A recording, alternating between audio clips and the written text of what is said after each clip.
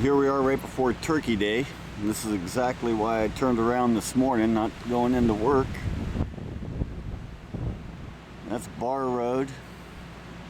That's the Altoona Road out there.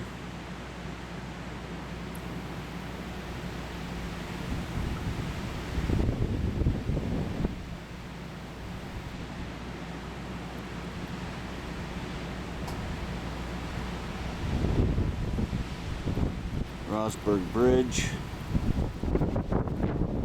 and Lake Rosburg.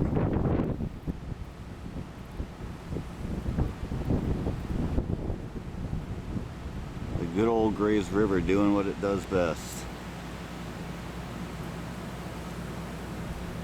All the poor little rodents are getting washed out of the fields.